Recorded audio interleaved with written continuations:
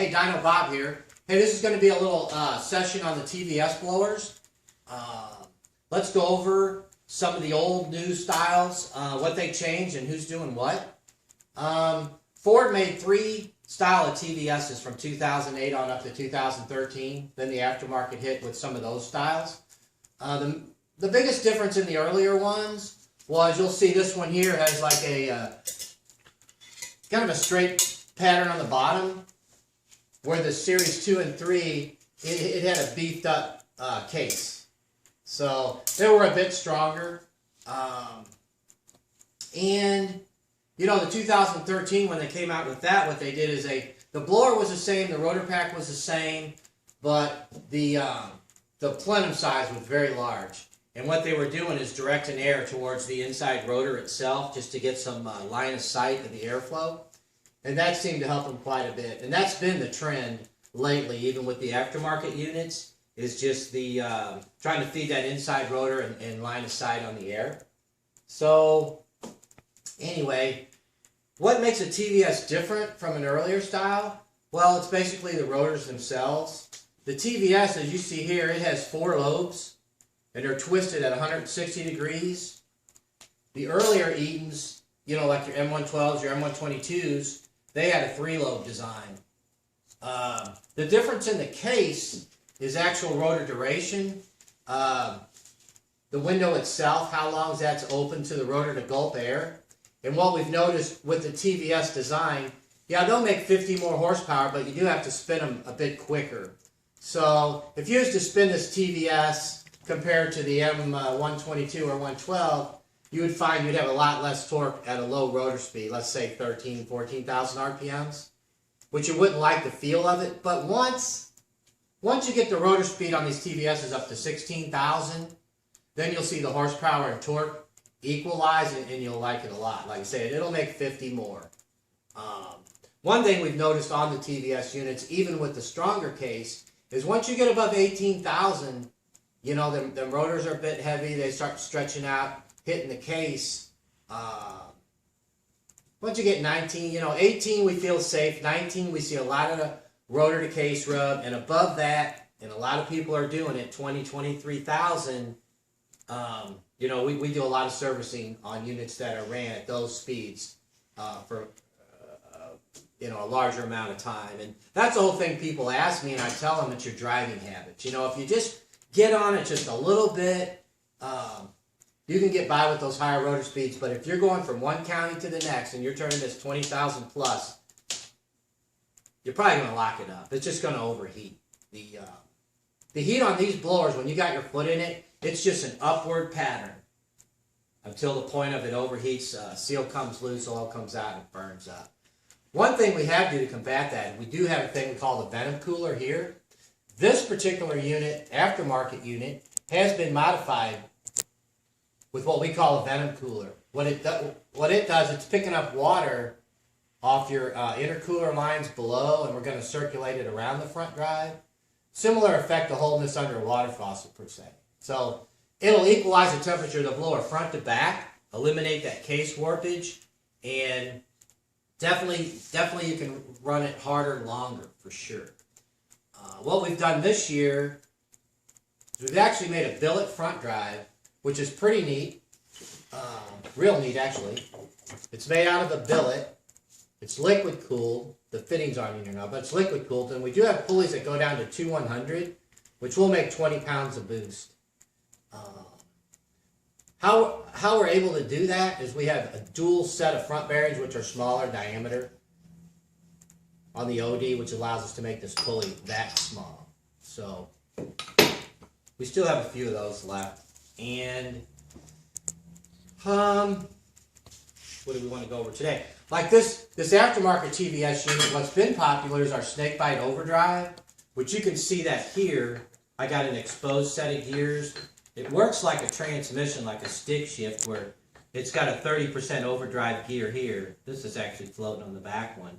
So what that does, it gives us 50% more boost with a stock style pulley. So let's say you got a Coyote engine, a 302 with an aftermarket blower kit. It may come with like an 85 millimeter pulley at 8 pounds of boost. Well, with an overdrive, you're going to get like 13. If you go to an 82 millimeter, we can get up to 16 pounds. And kind of take it up from there. But even at 16 pounds, we're at 20,000 on the rotor speed. We do get some drag race guys, though, that, you know, they'll go extreme, but they're going super fast. You know, they're right around 9 seconds flat. You know, they're all trying to get into the 8s, and they'll be there if they're not already there. So, pretty impressive. The little motor makes a lot of power, but the static compression is 11 to 1, and that's its advantage. So, I am going to make some pulleys this year for this, down to like 235s. I'm making some 235s for the GT500s and the TVS and standard style. That does get us where I feel is a pretty high safe speed, you know, without the overdrive. But we are getting a big demand for the Coyote overdrive gears, so we do have some more of those in the works. Now, what we've done to take the early style TVSs and get airflow the same as, you know, maybe the newer styles like the 5.8 or the new aftermarket Phase 2 style TVS blowers. What we've done is, like you'll see, this is an early style, like a GT500 or a TVS on the earlier ones. Then we up that. We actually made a style like this. But lately what we're doing is this. And we've really pushed that inside rotor area down as far as we can, right here. And we actually weld the gasket area in, weld this, paint it, remachine it. We do have some polished ones. Some people like to get the show polish. We do offer that. So that's new for us. For a few $100, you can take an early style TVS and upgrade it to, you know, compare airflow, power output to a 5.8 or these aftermarket TVS style units. So we can upgrade your earlier style. It's around $500 to get you powered up, like, you know, the newer units. The billet front drives, we do have any of the TVSs will fit those. On this particular unit, when it came in, this TVS here, it actually had these water lines which were bent over. Now I don't know if it happened in, you know, shipping, or maybe the kit designer had bent them over. So anyway, on the Roush kits they come in a 45. These were actually bent over to a 90. Not quite sure why, but we can take the factory type ones, and we can weld. This is a prototype here, so I brazed it and tapped it, but I'm going to do a piece here where I TIG it in like a bong. Is that right, Cody? Bong. We'll cut that. We're going to put that in there. It's going to be a little neater. And what we did on this guy's unit, since he had the bent over ones, is we do have these brass fittings in stock, and we drill and tap those for this layout here. This one here, it was kind of a setup piece, but you can see how that works. And some guys run these killer chiller kits, and what that does, it chills the water. We take that water and we cool the blower with it. So anything you do to cool your aftercooler will just cool the blower that much more. So that's a super neat deal there. Throttle body wise, the TVS is like a large throttle body. The GT500s came out with a with their unit. It flowed 1,035.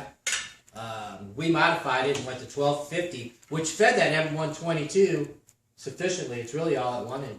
But the TVS moves more air at higher rotor speeds, and it wants a bigger throttle body. So what we did for that is we make a Series 3, which we modify here.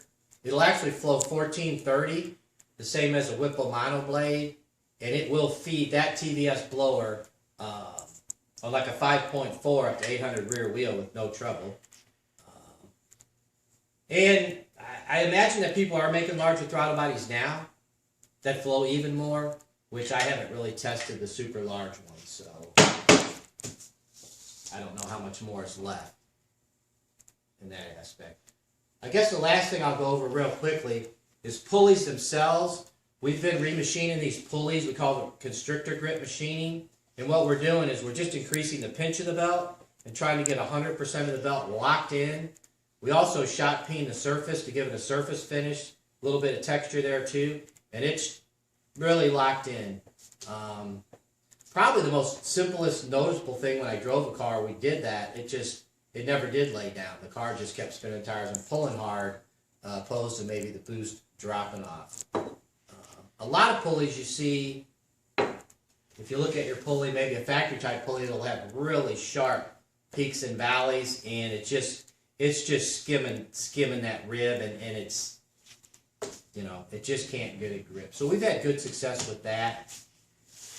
And I don't know what else to go over right now.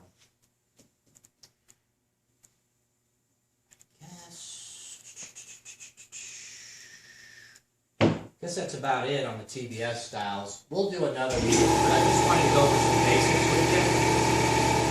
And call us at any time at 636-949-2275 to discuss, you know, any of the updates on your earlier systems or your newer systems. And like I say, sorry it took so long to get back up with another video, but we've been really busy. So we'll see you again. And next movie, you know, we'll do a little more about these TVSs, and then we're going to do something straight up on the injector resizing that we do. Thanks.